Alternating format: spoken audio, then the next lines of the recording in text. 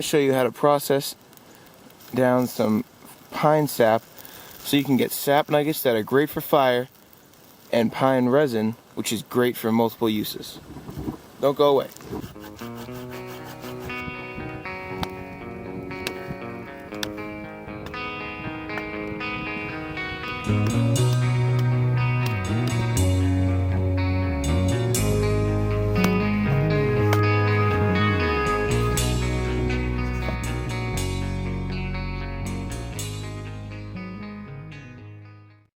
So we're back at our little camp here, and we have our massive thing of sap. Now, this is just a flower pot, alright? You can use a can. I've used a can before. It's very aggravating getting the tin foil into the can.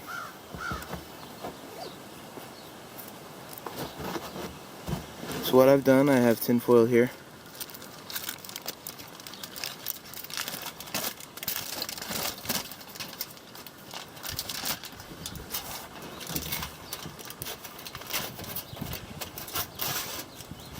Alright, so you're going to take the tin foil, push it down,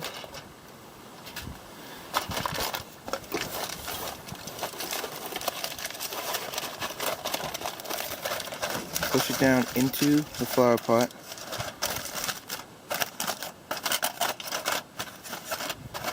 and kind of mushroom it over.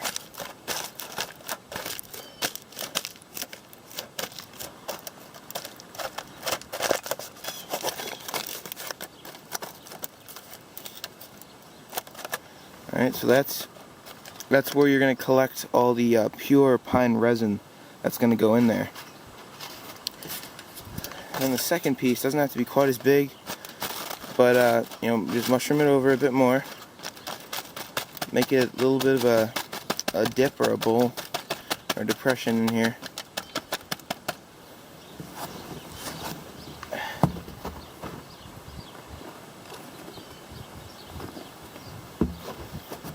And you take your knife and you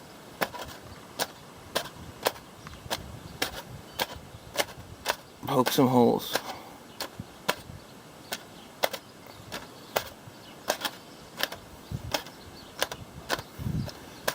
That way all the pure resin can just go into the bottom. So we're going to take this piece here. We'll break off a piece.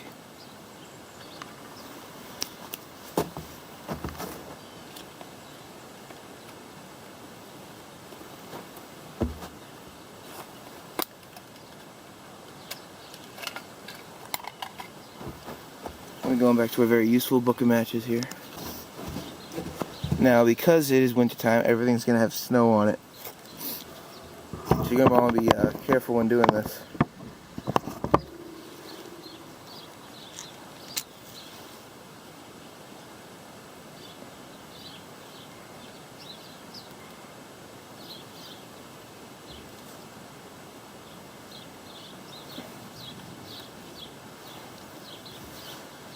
Just drop the match on there.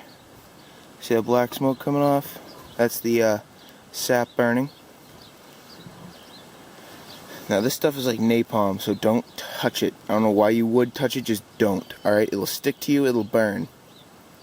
So we're going to slowly start adding other chunks of it to the little sap fire we got going on here. Ooh. I just got burned.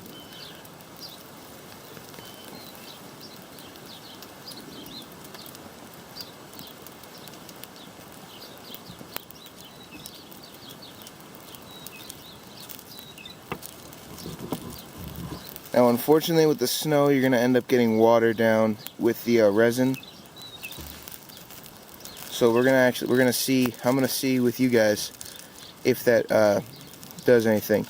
Pretty sure the resin might be heavier than the water, so we'll see what happens. But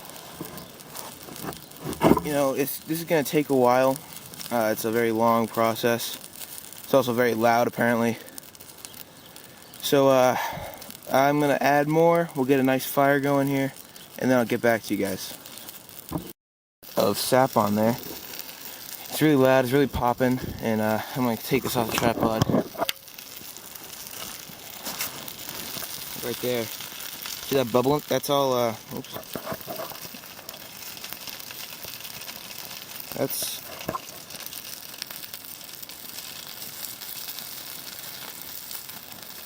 Look at that. Sorry about that. That is all like pure resin and kind of some water mixed in. Everything left behind by this is going to make those sap nuggets. Let's try to take a peek at what's going on under here. See all that down there? That's all pure pine resin. This is a very, it's not a very long process, but it's a very, I guess it's very long. Look at that black smoke. Oh, look at all that black smoke coming off there. Sorry. It's really starting to increase in smoke, and that's just all that pine burning.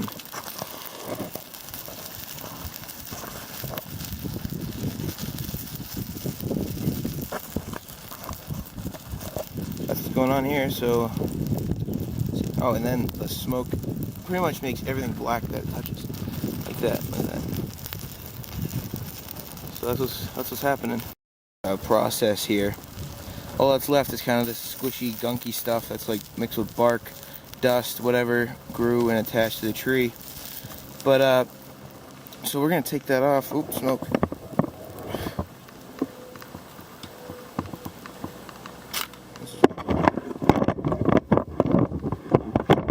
So we're gonna take this off, see what we can get under here.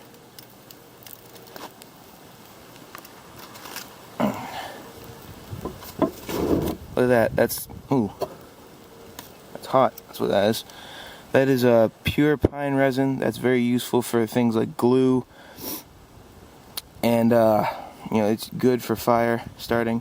If you want to make a pitch stick, anything like that. I usually save that because that's what most people process this down for, is this, and then the byproduct is just that burning stuff over there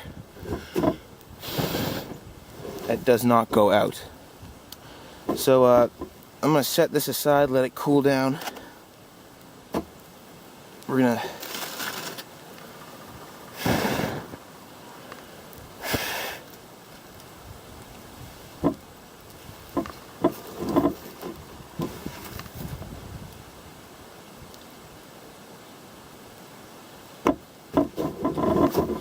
so this smoldering stuff right here is the real reason I was after this. This stuff right here is good burning tinders. All you need something is to catch a spark, like Maya dust from fatwood, and then this stuff will just continue to burn for a wicked long time. There's still tons of resin in this, even though I did burn it with that other stuff, or I burned it for I think like 20 minutes or so, at least. But we're gonna let that cool as well, and we'll get back to you later.